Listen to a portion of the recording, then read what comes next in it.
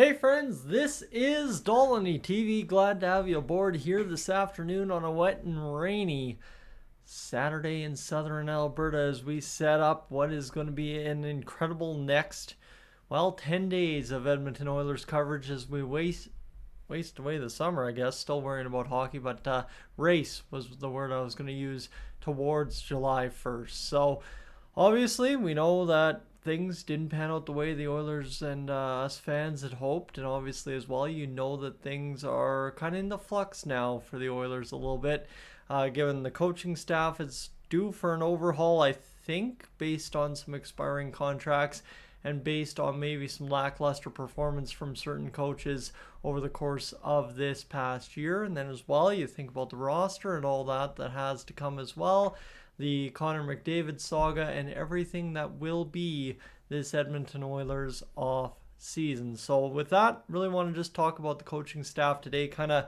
why I think from an outside perspective here on the channel, it would be very easy to say the Oilers are very due for a change on the bench outside of Kris Knoblauch. So friends, if you aren't new to the channel, consider hitting that subscribe button. Would love to have you aboard here as a regular viewer on the channel. Obviously, a lot of you already are without being subscribed, and I appreciate that just the same. So what do we know about the Edmonton Oilers? Well, like I said, the job not done 2 years in a row against the Florida Panthers in the Cup final.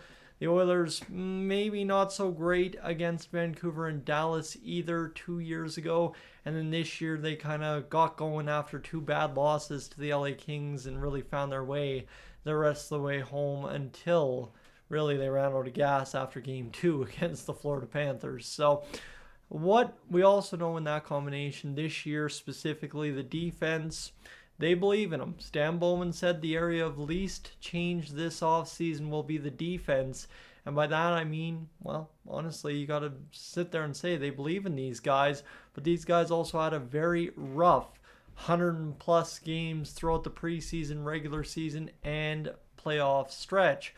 So if you're going to believe in them, they're going to need a new voice. And I think the direction was always that Paul Coffey was not a permanent fixture on Kris Knoblauch's bench.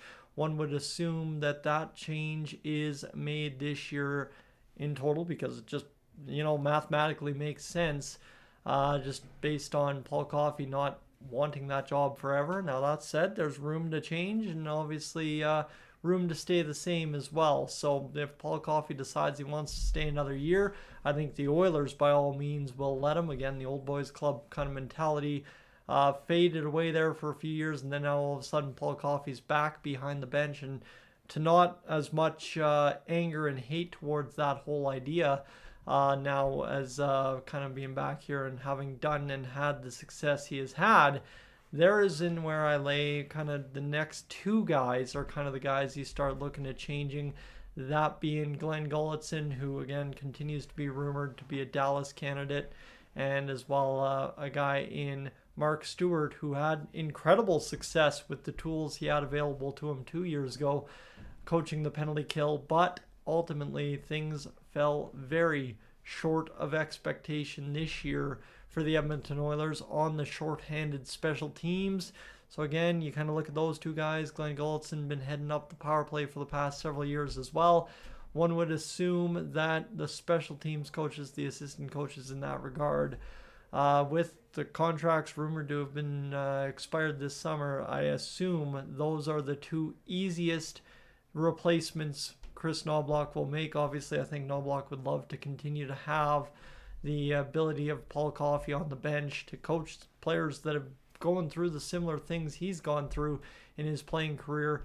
But one would also think there is room to change everything, and that includes Dustin Schwarz in the goaltending coach department. Whether that actually happens or not remains to be seen, but at some point it's going to happen and we'll all rejoice. So while we're talking about changing coaches and changing the situation on the bench, one would have to also talk about Dustin Schwarz, whether you want me to or not. That's just me. I'd be remiss if I didn't, given the fact that everybody else might be out the door this summer as Kris Knoblauch, for the first time in his Edmonton Oilers head coaching career, gets to choose his bench. In fact, in his NHL coaching career, with his little stint there with the New York Rangers back in that bubble year, He didn't get to pick his assistants either. So you think there maybe there might be something more to this whole layer, this whole flux of the coaching staff that we're talking about, simply because everybody maybe that wants to point the blame on coaching blames it on Kris Knoblauch.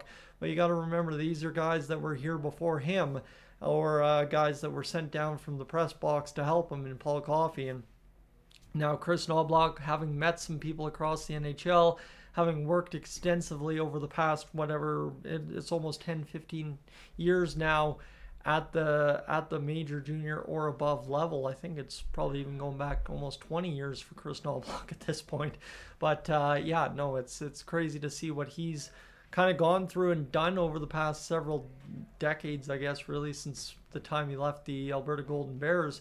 And now all of a sudden you've got a situation where the Oilers fell short again. He has this extensive resume of knowing people, as most hockey coaches usually do. And he finds himself in a situation where he may, for the first time as an Oilers head coach, be able to choose his own coaching staff. And that would be a huge help for the Oilers, especially if Kris Knoblauch, not necessarily had differences with the guys he had on the benches. Not saying that, not trying to start that whole train. Just saying, Kris Knoblauch has a certain way he views the lineup, and certain guys he wants to use more, use less.